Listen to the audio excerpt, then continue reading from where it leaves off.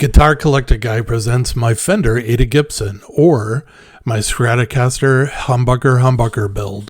After the video where I built a Telecaster with humbuckers, I decided that I wanted to build a Stratocaster with humbuckers. Humbuckers are actually my favorite pickups, and I actually think that they're superior over the single coil pickups that are normally found in a Stratocaster. So I set out on a mission to find an American-made Fender Stratocaster body that was routed for humbuckers. So I found this 1997 American Standard body, and I really liked the color, so I decided to go ahead and get it and use it for my project. It's perfect for the project because it's fully routed, unlike the typical Stratocaster body that's routed for 3 single coil pickups like the body that's on the screen now. The next thing that I had to find was a dual humbucker pickguard, and I did. You can pick them up on Amazon and eBay and other places, really inexpensive for under 20 bucks. So I decided to kind of make this a high-end guitar, so I didn't spare anything on the pickups, and I bought a pair of the Seymour Duncan Seth lever pickups. If you like this video, click like, subscribe, and notify. So a 3-position, 3-pot Stratocaster wiring harness is not something that you're going to find easily, so I knew that I was going to have to make it myself. And so I did research, and I found a fairly good diagram online that I was able to download for basically building exactly what I wanted. A Stratocaster with 2 tone pots, a volume pot, a 3 selector switch, and then 2 humbuckers. So I bought really good components. I bought CTS pots and a really good manufacturer. I think it's actually a Fender Telecaster 3-position switch. I have really great pickups. So the next part of the video is me assembling basically all of the wiring harness components into the pickguard that I purchased basically to build this guitar. And so the first thing I did was I installed the 3 pots and put the nuts on them and tighten them down. And then I installed the 3-position switch, and then I installed the pickups. Everything was going great until, as I was installing the pickups, 2 things. One, I realized I had really long, just standard Gibson style pickup screws, and the screws that come with this Seth lever, they're trying to help you look like you're vintage, and they give you slotted screws, which I hate slotted screws with a passion. And so ultimately I found that I had in one of my drawers a little bit shorter humbucker pickup screws, and they were Phillips or cross-step screws. And so I put the pickups in.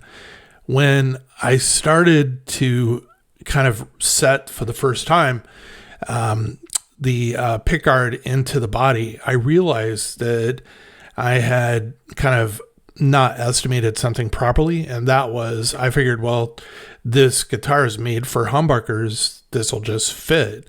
What I discovered was that the screws were too long and would bottom out, and were actually needed about another 1/4 inch to 1/2 inch of depth. And so you'll kind of see my solution. It was just kind of a simple solution where I was able to calibrate where each screw would actually sit or rest, and then I just took a drill bit and actually drilled out below that.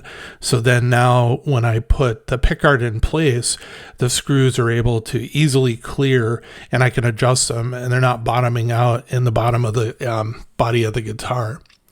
So the only thing that I had or didn't have was I didn't have new capacitors. I had 1 new capacitor and 1 that I took off of a wiring harness because it was going to be another couple days until my capacitors showed up and were delivered. And like a kid, I was impatient and didn't want to wait. So I basically, luckily they were matching capacitors. So this is me installing them on each of the 2 tone pots. One thing I do is when I have new capacitors, like the next capacitor that I'm going to install on the bottom tone pot, is I save all the excess wire, and then there's going to be jumpers that I'm going to have to do in the 3-position switch, and I actually use them then on the 3-position switch for the jumpers, instead of just having bulky wire all over the place. The only thing you have to be really careful about is that they're not grounding out on something or shorting out on something and causing problems for you. So you just have to be careful that you don't have a lot of wire and so on, kind of, floating around below the pickguard once and you can see here that the wires or the leads that come on the cap are like really, really long, and you don't need but a fraction of that. So there's more than enough really, really long, solid lead wire that you can use, for other parts of your build. So a few things. I made a couple mistakes, wiring mistakes. They were easily corrected when I was building out the wiring harness. One of them was my fault and one was not my fault. The first one was when I was putting the hot lead from each of the first pickup, I actually soldered it to the wrong location on the 3-position switch. The next thing that I did, though, wasn't my fault. It was funny, as I suspected it was wrong, but when I looked at the diagram, it showed solder points for the jumpers. You build, I think it's 4 little jumpers that you can see I'm starting to build from excess capacitor cable or wiring, and they missed a solder joint in the drying, and I just basically followed what I saw on the diagram. And then when I did my first test then on the circuit, testing out the pickups, I realized that when I went to the middle position, the bridge position, or the bridge pickup actually wasn't coming through at all. And so I realized I had missed a jumper, and I went back and all I had to do was just snip the wire and then, resolder 2 points, and all was good. And then it tested out fine. Just one of the things you'll see me do is I actually solder on the output jack before I've actually installed it in the body. And most people look at that and go, oh, you made a mistake. But I actually did it on purpose, because before I did all of the assembly, I'm only soldering on 2 leads onto the output jack. I want to plug it in, and then I want to test each position of the 3-position switch, and then each of the poles on the pickups. And you do this by basically plugging into an amp, and then as you cycle through the switch, take like a screwdriver or something metallic and touch each of the pole pieces, and you should hear an audible kind of microphonic click in the amp, and that tells you that it probably everything's wired properly and it's going to work. And so that's why I did it. And later on, then when I was installing the fully loaded pickguard then into the body, I just desolder the 2 clips or 2 wires off of the output jack, and then I soldered them back on once I had fed them through the body. Forceps, or what we called them probably when we were kids, roach clips, are definitely your friend when you're doing soldering, because you're, in some cases like this, dealing with bare wire. I gotta tell you, heat definitely transfers through the metal in that wire and will burn the hell out of your fingers, as you're working.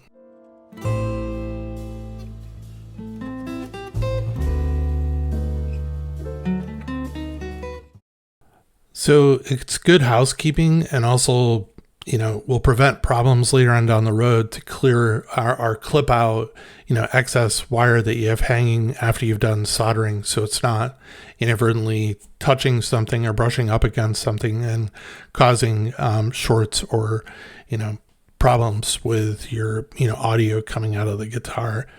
So here's me, and I'm putting the screws in that came with the pickups, and there's no audio of me at this time, but I can tell you that once I started realize they were flat blade screws, are standard screws, I started to really kind of have a lot of colorful expletives come out of my mouth, and then I finally, like I said, found shorter screws, shorter springs, so I could install them, and it would just be easier for me to adjust and maintain my pickups with cross tips Phillips screws.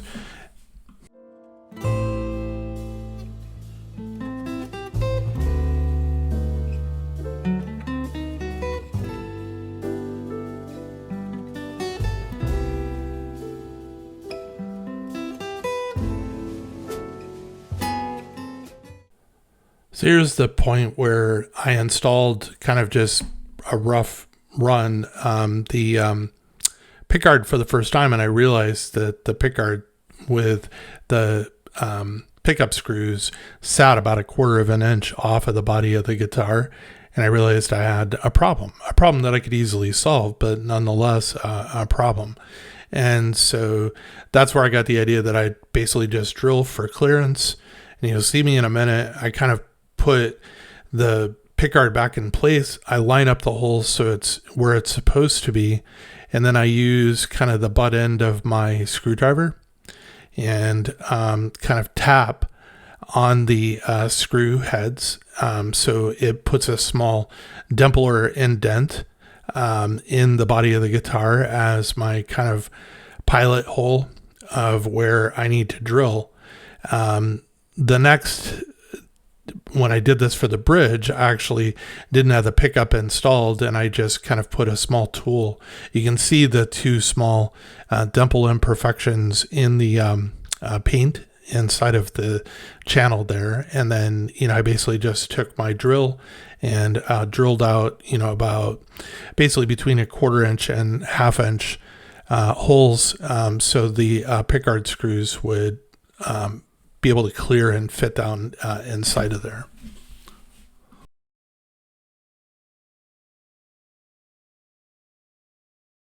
So here's where I put the pickguard back. The screws from the pickup cleared fine, and then I took a saddle adjustment driver that I have, and then kind of tapped through the screw holes for the other pickup as my pilot.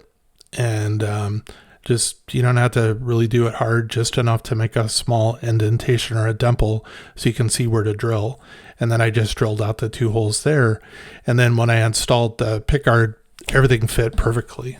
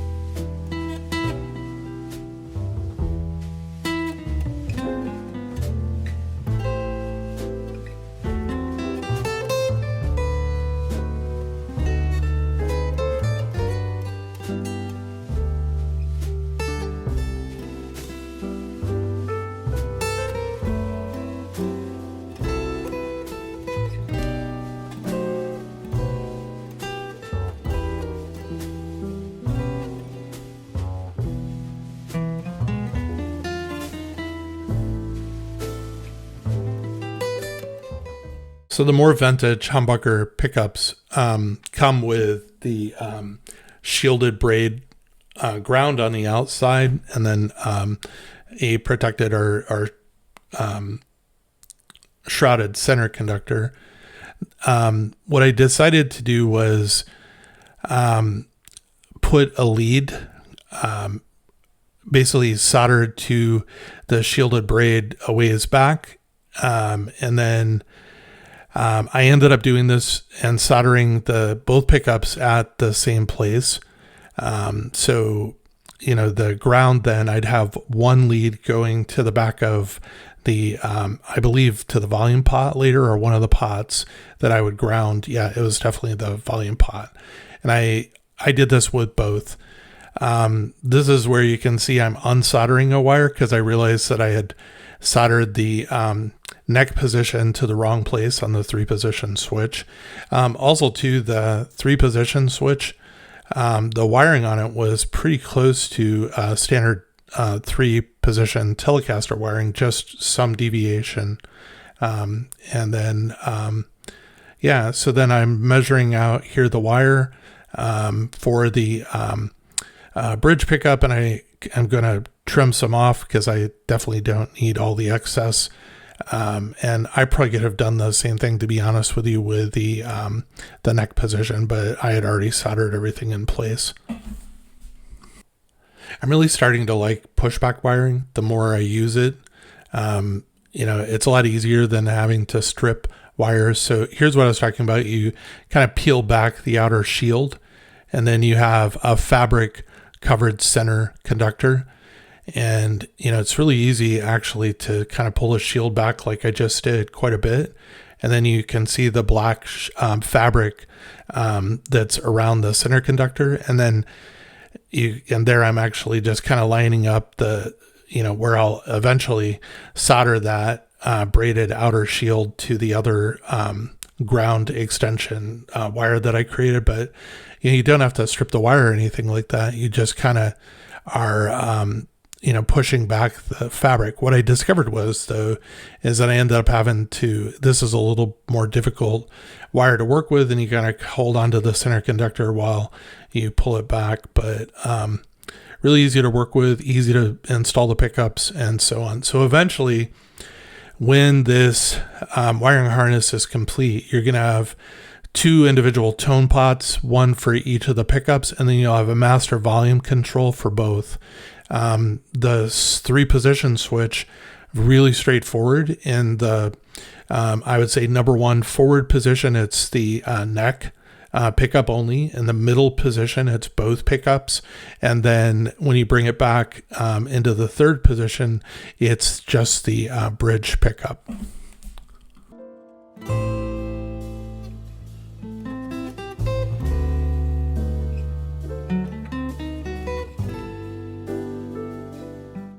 So the 2 hot leads coming off of the pickups actually soldered at 2 different points on the 3-position switch. And then the combined ground, I then took to the volume pot back. So the also one of the things I'll do later on is I build out and add in a wire for the tremolo claw ground, and also the lug nut ground in the body of the guitar.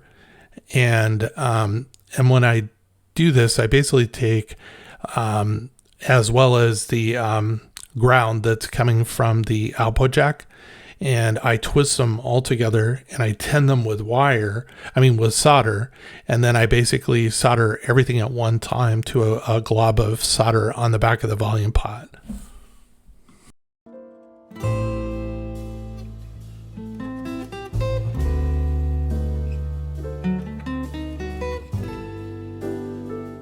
So when you're using braided conductor wire, I really recommend that you tin, like I'm doing here on this screen, the ends.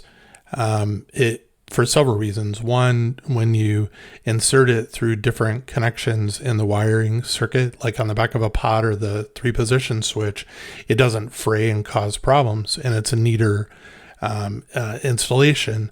But it also then, when you put your eventually solder whatever the point is that you're putting it into, and then you do apply additional solder, it goes very quickly because there's already solder there, and it heats up quickly and flows, and you can just very quickly make the connection and so on. You can see here, even though I tinned, I still had a little bit of a filament of wire hanging off there.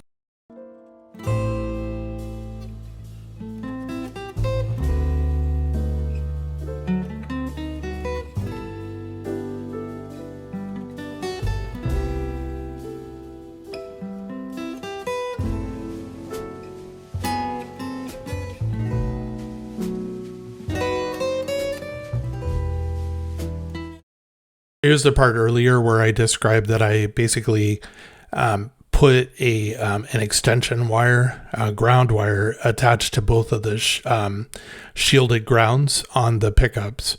And then now it's much easier for me to just run that black wire to the back of the volume pot when I install all the grounds.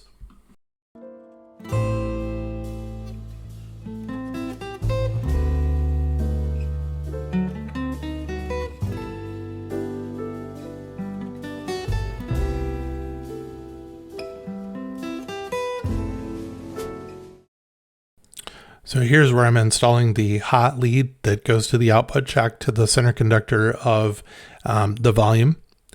And then the ground that comes off of is something then that I combine with the other grounds and solder to the back of the volume pot. Also too, you'll see there that one of the leads, or the third lead on the volume pot, is bent back.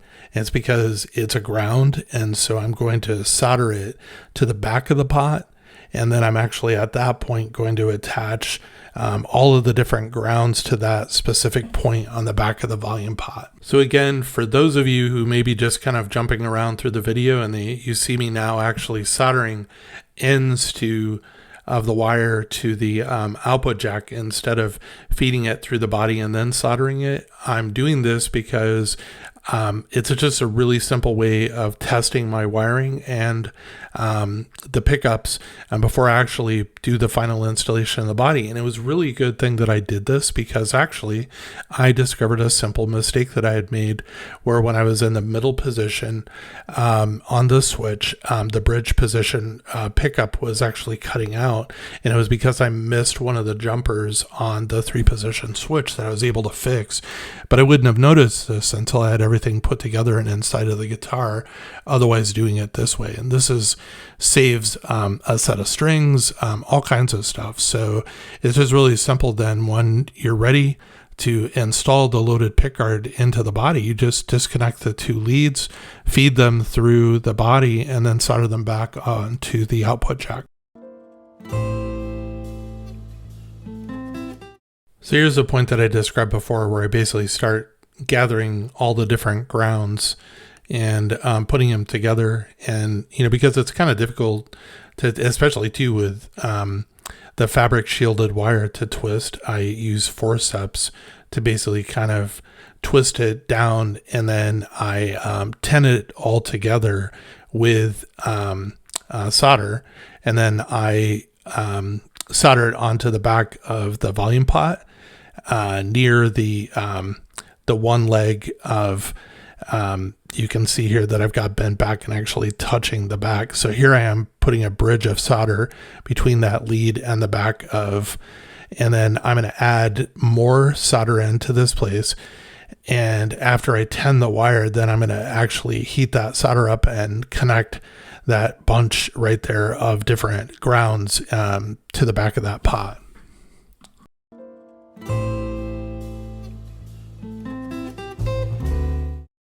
So now my wiring harness should be complete. So for the first time, I plug it into my little amp, turn it over, and then I want to test the pickups. So I'm in the bridge position right now, and it works fine. I wanted to make sure that I didn't hear the neck pickup in this position. I'm kind of getting distracted here and pulling some of the plastic protector off of the pickup, which I should have done before I installed it. It would be easier to do. But then I flip the switch into the middle position. You'll see me here do. And now I'm noticing that the bridge pickup doesn't work, but the neck position does work. Then I put it forward. I notice that the neck position works and the bridge position doesn't work. So basically 2 out of the 3 positions is wired properly. So I was testing it again. So that's when I turn it back over. I look at the diagram and I realize that the diagram didn't show solder points, and I just kind of blindly followed it like a lemur. And I realized then that I had missed a little jumper on the 3-position switch.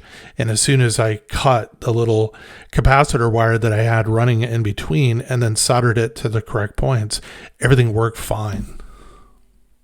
So when I flipped it over, I immediately realized that all I needed to do was just clip a wire and kind of connect to 2 different posts, and I knew that everything would be fine. It's the same thing that I do on a 3-position switch when I'm building out a Telecaster circuit. So after I made the repair and flipped over the pickguard, plugged it into the amp again, and then I tested each of the 3 positions, I was able to tell that there was a pretty good chance, because I could hear kind of the microphonic sound of the metallic screwdriver touching each of the pull places when it was supposed to make a sound, that my circuit was probably okay, and so were my pickups. And so I was happy, and ready to go on to the next step. So the next step in the project is installing the tremolo bridge and the loaded pickguard. And I put the tremolo bridge in next because I want the tremolo claw in the back to be in place so I can actually then solder the ground wire to it. And I want to get all my soldering out of the way so I can actually turn my soldering iron off. So then when I'm doing my initial testing of the pickups and audio, once I have strings on, I don't have the interference of the soldering iron, which it is actually really loud. And you can hear the soldering iron coils generating basically static and stuff and coming through your pickups. So when you're soldering the ground wire from the wiring harness to the tremolo claw on the back of the guitar, a few things. One, you're going to have your soldering iron fairly hot, because to heat up the surface of that tremolo claw, to get the solder to actually heat up to a point where it's going to flow and adhere to the tremolo claw is not the easiest thing to do. So you're going to have a soldering iron that can get fairly hot. And also, you're going to have to be patient and, just let the solder flow on the claw, and then tend the wire before you put it on there. So you have an easier time of getting the wire and the solder to adhere to each other. The other thing that you may want to do is, before you install the tremolo claw, is rough up a spot on the top of the tremolo claw. It's actually easier for the solder to adhere to something that has grooves and bumps. You're not going to be able to really see them other than, they're there. If you take like a soldering iron, I'm sorry, not a soldering iron, but sandpaper, and rough the top of it just a little bit in a spot where you plan on doing your soldering. So right now, as I'm installing the tremolo and the springs, I'm going with a fairly traditional 3-spring kind of fanned approach instead of straight. There are differences in how you install, but this is kind of the way I do it, and it's the way they come from the factory.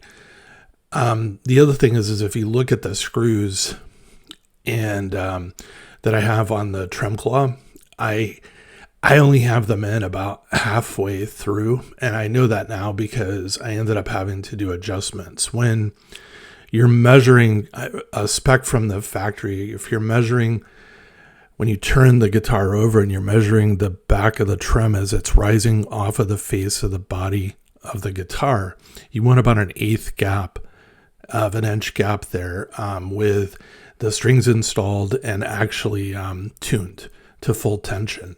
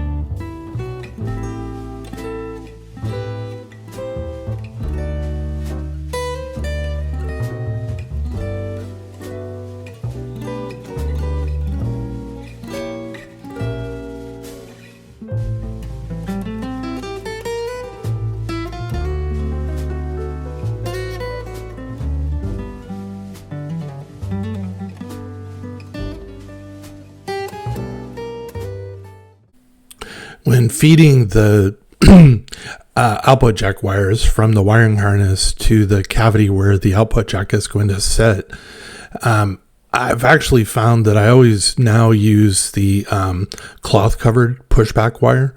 It's far more rigid, and I find that it's actually a lot easier to push through that kind of channel that curves upward and takes less time to get the wires through. If you're using kind of thin 22 gauge kind of braided wire, I mean, it's still going to work, but you're going to have difficulty feeding it through the channel and getting it up into where you can actually solder. So I really recommend, and you'll actually see a lot of builds when they come that way. They may have standard kind of like poly coated wire in the wiring harness, but for that they'll have the cloth covered, and I think it's for probably the same reason as well.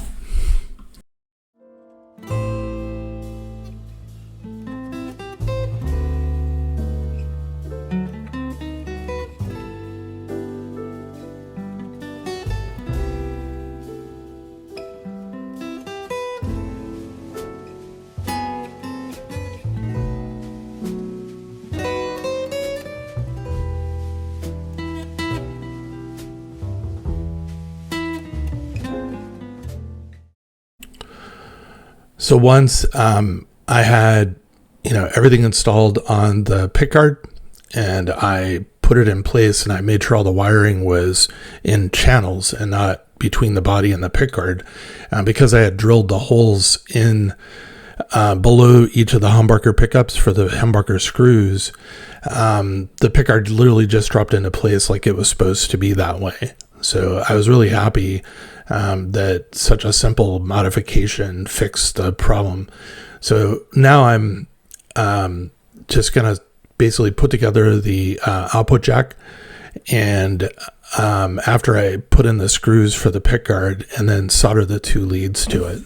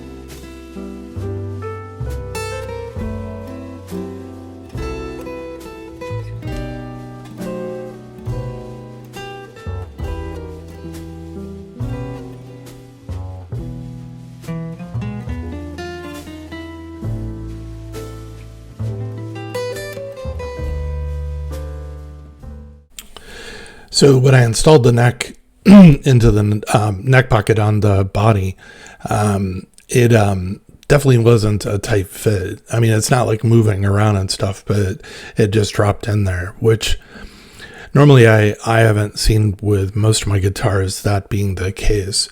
So also I didn't wax the screws, primarily because both holes had been used, both the hole and the body as well as the neck prior, and I didn't think it was necessary for a new drilled pilot hole.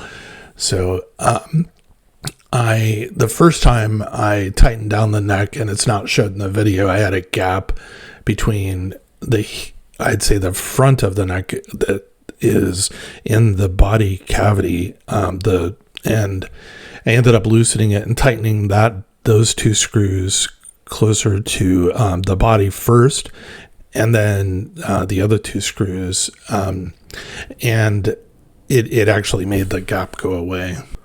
So after you tighten down the neck, I would turn it over and kind of inspect and make sure that there's the neck and the body are meeting and actually touching, and there's no gap in between, and just make sure that it's really secure and seated properly.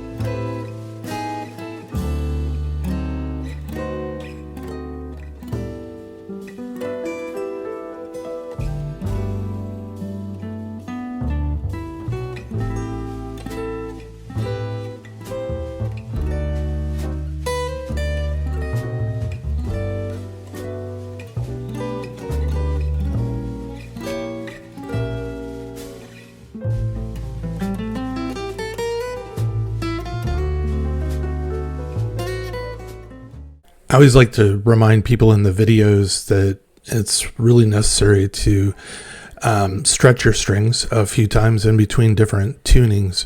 Although I'm tuning right here, I actually do the final tuning in playing position. This is just kind of an initial tuning. Here's me kind of measuring the height of the bridge, and I'm looking for that kind of 1/8 inch gap, and I ended up having to roll the guitar over and basically tighten the claw screws in more until I finally achieved the gap that I was looking for with the guitar strings tuned up. Some people will kind of criticize this part, saying that I probably should have loosened the strings, while making the adjustment. I just do it this way. After I made the adjustment to the trem claw, I measured, and I had basically a perfect 1/8 inch gap between the back of the bridge and the face of the guitar. So they're tuning in the playing position. The neck actually will move slightly, and it is not a really physically noticeable movement, but there is enough where if you tune the guitar laying on the back and then you compare then to the playing position, you're going to find that you're either sharp or flat, and you have to tune again. And so the tunings, as well as the different measurements and adjustments that I make for like string height and intonation and so on, I do in the playing position. You've seen me in prior videos where I'm doing them flat on the bench. To be honest with you, I was just doing that for the sake of better filming, so it's easier for you to see what I'm doing. But then a lot of people have pointed out that I'm basically promoting bad practice, so I decided to just work with my cameras and do this while it's in playing, and hope that the viewer of the video can actually see properly. So I'm looking now at string height at the 12th fret, and found that it was where I needed it to be. So since I installed new pickups, I need to adjust the pickup height to the strings. And so basically what I do is I depress the strings at about the 12th fret, and then I'm measuring the top of the pole to the bottom of the string. And what I'm looking for on each of the pickups is for the 3 bass strings, 3 30-seconds and 2 30-seconds on the 3 treble strings. Pickup height that's just a starting place. It's something you need to do for you with your amp, and basically you make the decision what sounds best to you. I mean, you're not going to break anything. The worst thing that you could possibly do, to be honest with you, is just have the pickups too high and the strings literally are drawn to the pole pieces through, magnetic, and are giving you some sort of string buzz. I mean, that would be ridiculously high, but nonetheless. So I'm just kind of putting it in kind of factory height at this point as a good place to start, and then I'll see where I go from there. The last thing I did in the build was just install the back trem cover, and I was basically done and ready to start testing the guitar. One thing I didn't have good video of was intonation, but the bridge that I installed on this had already been installed on another Stratocaster, and the necks and bodies are factory, and so I actually found that I didn't need to adjust intonation at all. And so I'm sorry that it wasn't shown though in the video. I just didn't have good video to show. So I'll do a follow-up short video, a part 2 to this, where I'm actually then running this guitar through the paces on an amplifier. I will say this, I've already kind of plugged it into Fender Blues Junior 4 and clean.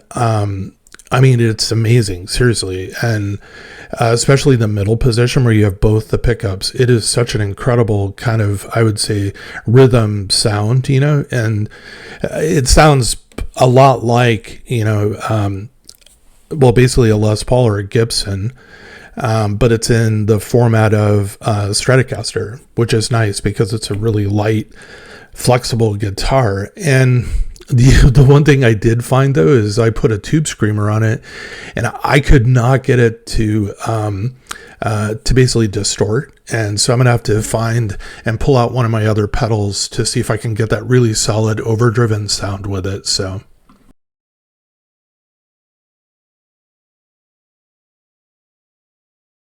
Thank you for watching Guitar Collector Guy. Really appreciate you being here. Hope you come back and watch more. If you like this video, click like, subscribe, and notify.